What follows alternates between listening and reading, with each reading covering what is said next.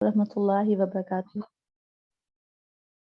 अल्हम्दुलिल्लाहि रब्बिल आलमीन वस्सलातु अला सय्यिदिल मुरसलीन अम्मा बाद फ़अऊज़ु बिल्लाहि मिनश शैतानिर रजीम बिस्मिल्लाहिर रहमानिर रहीम। आप सल्लल्लाहु अलैहि वसल्लम की ज़ात मुबारक पर दुरूद व सलाम भेजने के बाद हम अपने दर्स का आगाज़ करते हैं। आज का टॉपिक है फ़िक़्ह में नजासतों का बयान। निजासत से मुराद ये है कि गंदी जगह, गंदी चीज़। और नजासत की दो किस्में हैं, जिसमें नजासत गलीसा और नजासत खफीफा। और ये रोज़मर्रा की रूटीन में बहुत सी ऐसी नजासतें यानी कि गंदगियां हमें छू जाती हैं और हमें नहीं पता होता कि इसको कैसे साफ करना है और कौन सी पाक है और कौन सी नापाक है। तो आज जो हम दोनों जो नजासतें हैं उनके बारे में पढ़ेंगे। नंबर एक है नजासत गलीज़ा। इंसान के बदन से जो ऐसी चीज़ निकले कि इससे गुस्ल या वज़ू वाजिब हो जाता है तो उसे नजासत गलीज़ा कहते हैं। जैसे पखाना, पेशाब, बहता खून, पीप, मुंह भर कै, हैज़ो, निफास, इस्तिखासे का खून, मनी, मज़ी, वदी, ये तमाम चीज़ें अगर निकले तो नजासत गलीज़ा है और इससे वज़ू भी टूट जाता है और गुस्ल भी वाजिब हो जाता है। और जो खून ज़ख्म से बहा हो और वो यानी कि बहा ना हो वो पाक है। और अगर ज़ख्म से कोई खून बह गया तो वो नापाक आ जाता है। यानी कि फॉर एग्ज़ाम्पल कहीं ज़ख्म है और उसमें बह रहा है खून हाथ में, तो हाथ पे बह रहा है तो हाथ का जो हिस्सा है वो नापाक हो गया, तो उसमें भी वज़ू दोबारा होगा। अगर चमक रहा हो, जैसे ज़ख्म के ऊपर चमक रहा है खून, तो वो फिर पाक है। उससे वज़ू नहीं टूटेगा। इसके अलावा दुखती आँख से जो पानी निकलता है वो भी नजासत गलीज़ा है, यानी उससे भी वज़ू टूट जाता है। नजासत गलीज़ा की जितनी भी इक़साम हैं उससे वज़ू टूट जाता है और जो कुछ इक़साम है उसमें गुस्ल वाजिब होता है।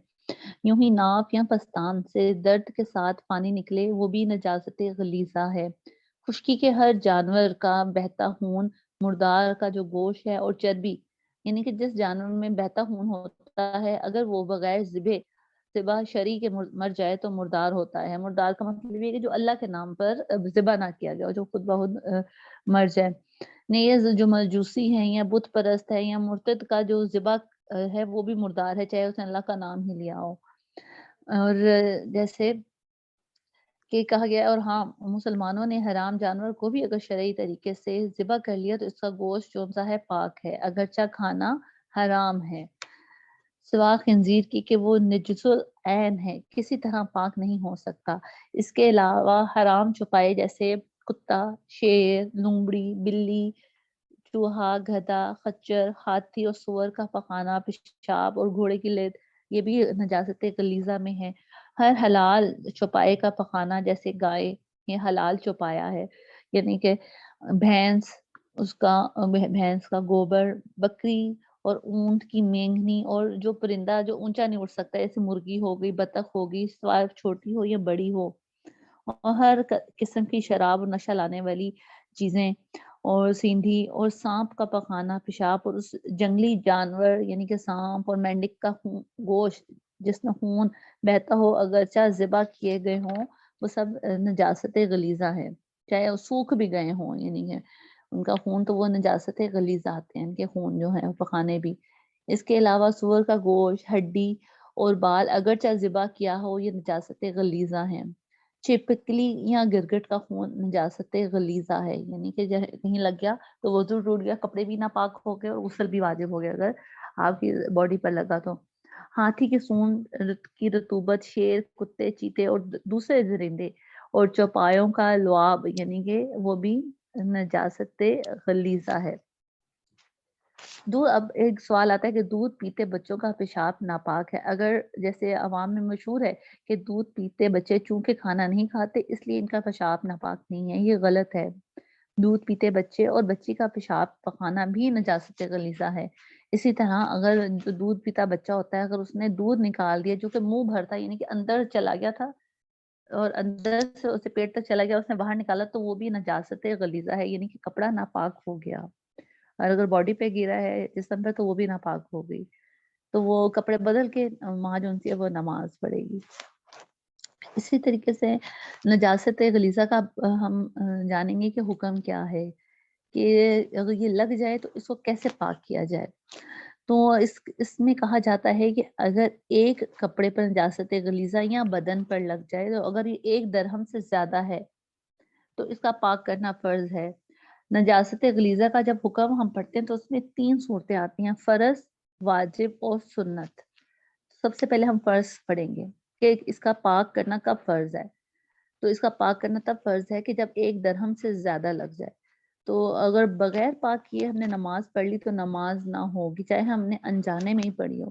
تو اگر جان بوجھ کر پڑھی ہے تو سخت گناہ ہے، اور اگر نماز کو ہم نے ہلکا جانتے ہوئے پڑھی ہے تو اس طرح تو نماز پڑھنا ہی کفر ہے۔ یعنی کہ ہم نے کہا کوئی بات نہیں، اگر کسی غلیظ لگی ہوئی ہے، دھرم سے زیادہ ہی ہے یہ غلاظت، تو ہم کہتے ہیں کوئی بات نہیں، پڑھ لیں، تو یہ سخت یعنی کہ کفر ہے۔ اور اس کے علاوہ اس کی دوسری صورت ہے کہ نجاست غلیظہ اگر درہم کے برابر کپڑے پر لگی ہو تو اس کا پاک کرنا واجب ہے، اور اگر بغیر پاک کیے نماز پڑھ لی تو مکروہ تحریمی ہے، یعنی کہ حرام کے قریب ہے۔ مکروہ تحریمی کا مطلب ہوتا ہے حرام کے قریب ہونا، اور ایسی صورت میں کپڑے یا بدن کو پاک کر کے دوبارہ نماز پڑھنا واجب ہے۔ جان بوجھ کر اس طرح نماز پڑھنی گناہ ہے۔ اب تیسری صورت ہے کہ اگر نجاست غلیظہ، یہ جتنی بھی صورتیں آپ کے سامنے غلاظت کی بیان ہوئی، ان میں سے کوئی بھی اگر درہم سے کم مقدار میں کپڑے یا بدن پر لگی ہو تو اس کا پاک کرنا سنت ہے۔ اگر ہم پاک کیے بغیر نماز پڑھ لیں گے، نماز تو ہو جائے گی لیکن یہ خلاف سنت ہوگی، تو اگر آپ ایسے نماز کو دہرا لیں گے تو بہتر ہے۔ اور اب آیا سوال کہ درہم کی مقدار کتنی ہونی چاہیے، تو درہم کی مقدار جاننے کے لیے ہم اس طرح سے لیتے ہیں کہ اگر کوئی چیز وزن کے حساب سے ہمارے کپڑے پہ پڑی ہے تو اس کا وزن جو ہے 4.5 ماشا یعنی کے لیے تقریباً 4 گرامز 4.37 374 گرامز ہیں، اور لہذا نجاست اگر پتلی ہو تو ہم اس کو کیسے دیکھیں گے، تو ہم ایک ہتھیلی لیں گے، ہتھیلی میں کچھ پانی ڈالیں گے، تو جتنا پانی ہماری ہتھیلی کے درمیان میں آ کے رک جاتا ہے اتنی درہم کی مقدار آپ دے دیں گے۔ یعنی اگر جتنی بھی کسی کی ہتھیلی ہے، ہم نے پانی ڈالا اور وہ درہم کی مقدار ہوگی، اگر اس سے زیادہ کے ہم نے پڑھ لیا، اگر اس سے زیادہ نہ پاک ہوئی جگہ تو فرض ہے پاک کرنا، اگر درہم کے برابر ہوئی تو واجب ہے، اور اگر اس جو مقدار ہماری ہتھیلی پر آ رہی ہے پانی کی، اتنی درہم کی سائز ہے، تو اگر اس سے کم ہوئی تو سنت ہے، یعنی کہ پاک کرنا، پھر بھی پاک کرنا ہے ہم نے کپڑا نجاست غلیظہ میں۔ کسی کپڑے یا بدن پر چند جگہ جیسے نجاست غلیظہ لگی اور اس کی جو مقدار ہے وہ درہم سے بہت کم ہے، یعنی کہ ایک جگہ ہمارے پر وہ چھینٹے پڑ گئے کسی جانور کے پیشاب کے، ایک شرٹ پہ پڑ گیا، ایک دوپٹے پہ تھوڑا سا پڑ گیا، تھوڑا سا شلوار پہ پڑ گیا، ٹھیک ہے، تو یا خون کے چھینٹے، یا اسی طریقے سے کہہ کے جو منہ بھر کہہ ہوتی ہے، جو اندر سلٹی جس کو کہا جاتا ہے منہ بھر کہہ جو آتی ہے، اس کے لگے یا پخانہ یا پیشاب کے، تو وہ ہم نے پھر سب کی مقدار کو جمع کرنا ہے، ہم نے دیکھنا ہے شلوار پہ، قمیض، دوپٹے یا اور جگہوں میں ملا کے اگر وہ 1 درہم جتنی بن رہی ہے تو پھر وہ جگہ جو سی ہے نا پاک کرنا جو ہے نا وہ ضروری ہے۔ اب ہم پاک کرنے کے طریقے بھی پڑھیں گے کہ اس کو پاک کیسے کیا جاتا ہے، ٹھیک ہے۔ اس سے پہلے جو ہم پڑھیں گے کہ نجاست خفیفہ کیا ہے۔ ایک نجاست غلیظہ ہم نے پڑھ لیا، اب نجاست خفیفہ جن جانوروں کا گوشت حلال ہے، جیسے کہ گائیں، بیل، بھینس، بکری، اونٹ، یہ حلال گوشت ہے ان کا، تو ان کا جو پیشاب ہے، نیز گھوڑے کا جو پیشاب ہے، صرف پیشاب، اور جس پرندے کا گوشت حرام ہے، خواہ شکاری ہو یا نہیں، جیسے کوا، چیل، شکرا، باز، اس کی جو بیٹ ہے وہ نجاست خفیفہ ہے، ٹھیک ہے۔ تو نجاست خفیفہ سے مراد یہ ہے کہ اس کا حکم آتا ہے نجاست غلیظہ سے ذرا کم آتا ہے، یعنی کہ نجاست غلیظہ میں تو یہ نا کہ ٹوٹلی آپ کے اوپر وضو بھی اور غسل بھی واجب ہو جاتا ہے، تو اس میں یہ ہے کہ آپ اس بدن کے اتنے حصے کو آپ صاف کر سکتے ہیں، اور اس کی مقدار ایسی ہونی چاہیے کہ اگر بازو پہ، یہ جیسے بتایا نا کہ جو حلال جو جانور ہیں جن کا گوشت جو حلال ہے، جن جانوروں کا گوشت حلال ہے، اگر ان کی جو ہے ان کا پیشاب لگ جاتا ہے، ٹھیک ہے نا، جیسے گائیں، بیل، بھینس، بکری، اونٹ، ان کا پیشاب اگر لگ جاتا ہے تو ہم نے دیکھنا ہے کہ وہ اگر ہمارے بازو پہ فار ایگزامپل گرا ہے تو وہ بازو کا پورا بازو ہے نا، تو اس کی چوتھائی ہم دیکھیں، اس کی چوتھائی تک لگا تو پھر تو خیر ہے، پھر معاف ہے. لیکن اگر ہم نے دیکھنا ہے کہ آستین میں نجاست خفیہ لگی ہوئی ہے اور یہ جو آستین ہے، آستین کی جو چوتھائی سے کم ہے یا دامن میں لگی ہے تو دامن کی چوتھائی سے کم ہے، یا اسی طریقے سے ہاتھ میں لگی ہے تو ہاتھ کی چوتھائی سے کم ہے تو معاف ہے، یعنی کہ چوتھائی سے کم ہے تو معاف ہے، اور اس صورت میں نماز ہو جائے گی. ٹھیک ہے نا. اور البتہ اگر پوری چوتھائی میں لگی ہوئی ہے تو بغیر پاکیے نماز نہیں ہوگی، یعنی کہ 1/4 جو ہے اسے کم ہونی چاہیے، تو پھر نماز آپ کی ہو جائے گی. اس میں پھر آپ کو کپڑے چینج کرنے کی اس طریقے سے نہیں ضرورت پڑے گی. لیکن ہم نے یہ ذہن میں خیال رکھنا ہے کہ نجاست خفیفہ کون سی ہے کہ جس کے تھوڑے سے بھی لگنے سے، یعنی کہ چوتھائی سے کم لگنے سے نماز ہو جاتی ہے. وہ صرف اور صرف یہ حلال جانور جو ہیں ان کا پیشاب ہے، اور وہ پرندہ جس پرندے کا گوشت حرام ہے، چاہے شکاری ہو یا نہ ہو، یا اس کی بیٹ. تو باقی جو ہم نے حالتیں پڑھی تھی وہ ساری نجاست غلیظہ کی تھیں. اور اب کچھ لوگ ہی گھر میں جانور ہوتے ہیں تو جانور کی جو جگالی ہوتی ہے اس کا وہی حکم ہے جو اس کے پخانے کا حکم ہے. وہ جگالی بھی ویسے ہی ناپاک ہوتی ہے. ٹھیک ہے. اور وہ نجاست غلیظہ ہے. اور ہر جانور کے پتے کا حکم وہی ہے جو اس کے پیشاب کا حکم ہے. حرام جانوروں کا پتا نجاست غلیظہ ہے، یعنی کہ اگر وہ کسی جگہ پڑا ہے تو وہ جگہ ناپاک ہو جاتی ہے. اور حلال جانوروں کا جو پتا ہے وہ نجاست خفیفہ ہے، یعنی کہ اگر درہم سے یعنی چوتھائی سے کم ہے تو وہ آپ نماز پڑھ سکتے ہیں، اس میں وہ نجاست غلیظہ نہیں ہے. اسی طریقے سے بہت سے مسئلے مسائل ہیں. آپ کے سامنے یہ بک ہے بہشتی زیور، آپ کو یہ ڈاؤن لوڈ آپ سب کر لیں. اس میں بہت سے چھوٹے چھوٹے مسئلے مسائل روزمرہ زندگی کے وہ آپ کو مل جاتے ہیں. اس کے علاوہ اگر ہم نے دیکھنا ہے کہ نجاست غلیظہ اور نجاست خفیفہ کے جو الگ الگ حکم بتائے ہیں، یہ کام اسی وقت ہے جب بدن یا کپڑے میں لگے ہوں. ٹھیک ہے نا. جتنے بھی ہم نے کام پڑھے. لیکن اگر کسی پتلی چیز مثلا دودھ میں یا پانی میں نجاست پڑ جائے، نجاست پڑے، چاہے وہ غلیظہ ہو یا خفیفہ ہو، دونوں صورتوں میں وہ دودھ یا پانی جس میں نجاست پڑی ہے ناپاک ہو جائے گا، چاہے وہ ایک قطرہ ہی پڑا ہو دودھ میں، بڑی نجاست کا یا چھوٹی نجاست کا. اسی طریقے سے اگر دیوار، زمین، درخت وغیرہ ہوں تو اس کو پاک کیسے کیا جائے؟ ناپاک زمین اگر سوکھ جائے اور نجاست کا اثر یعنی کہ رنگ و بو جاتے رہیں تو وہ زمین پاک ہو گئی ہے، خواہ وہ ناپاکی ہوا سے سوکھی ہو یا دھوپ سے یا آگ سے. لہٰذا اس زمین پر نماز پڑھ سکتے ہیں، مگر اس زمین سے تیمم نہیں کر سکتے. جیسے کسی بچے نے یورین پاس کر دیا اور اگر وہاں دھوپ لگتی رہی، ہوا چلتی رہی تو وہ جو جگہ ہے وہ اس کی بو بھی چلی گئی اور رنگ بھی چلا گیا تو وہ ناپاک نہیں ہے، وہ پاک ہے. اس کے علاوہ درخت اور گھاس اور دیوار اور ایسی اینٹ جو زمین میں جڑی ہو، یہ سب خشک ہو جانے سے پاک ہو گئے، جبکہ نجاست کا اثر اور رنگ و بو جاتے رہے ہو. یہ بھی دیکھنا ہے اس میں اثر نہ ہو. جیسے اینٹ چھت پہ اگر اینٹ پڑی ہوئی ہے تو وہ کوئی نجاست، تو اگر وہ اس کی رنگ بھی چلی گئی، رنگ بھی چلا گیا نجاست کا، بو بھی چلی گئی، پھر وہ پاک ہے، وہاں نماز پڑھ سکتے ہیں. یوں ہی درخت یا گھاس جو ہے سوکھنے کے بعد کاٹ لیں تو طہارت یعنی کہ پاک کرنے کے لیے دھونا ضروری ہے. یعنی کہ اگر ہم وہ سوکھی نہیں ہے ابھی نجاست تو اگر ہم نے کاٹ لے تو گھاس دھونا ضروری ہے. اس کے علاوہ بچے یا بڑے نے زمین پر پیشاب یا پخانہ کر دیا یا زخم وغیرہ سے خون یا پیپ رہا یا جانور ذبح کرتے وقت خون نکلا اور زمین پر گر گیا اور بغیر پانی کے ویسے ہی کسی کپڑے وغیرہ سے پونچھ لیا، سوکھنے اور نجاست کا اثر ختم ہو جانے کے بعد وہ زمین پاک ہو گئی ہے اور اس پر نماز پڑھ سکتے ہیں.